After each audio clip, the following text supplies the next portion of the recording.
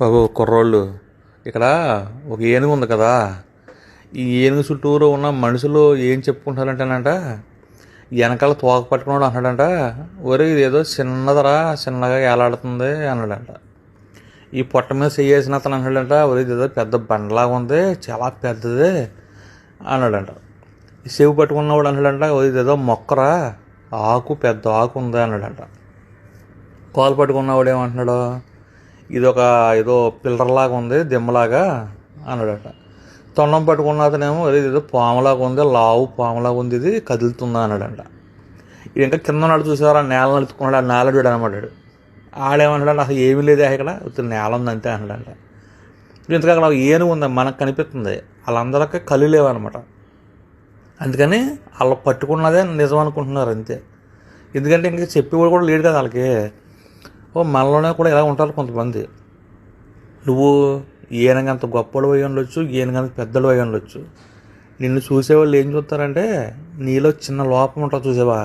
నువ్వు ఎప్పుడో ఎవరి మీద ఒకరి మీద కోపడ్డావు అనుకో, ఒరే ఇది కోపిస్తోడు రా అంటాడు.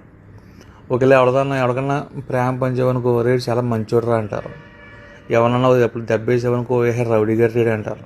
సో నువ్వు ఎలాంటి వాడు అనేది ఒక్కొక్కడికి ఒక్కొక్క రకంగా తెలుస్తుంది.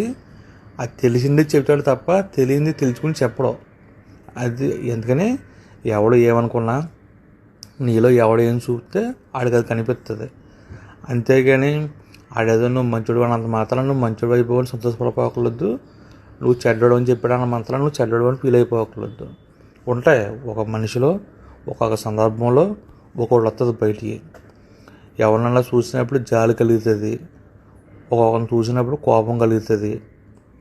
అలాగా సమయానికి బట్టి వస్తుంది అనమాట మనిషికి ఆలోచన ఏదైనా సరే.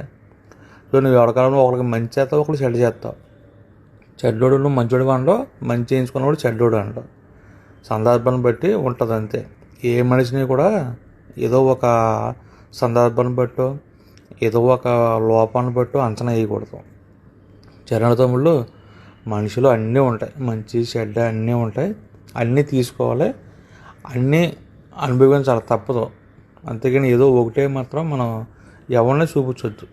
ఒకే తప్పు ఒకడికి పెట్టొద్దు. సరేనా?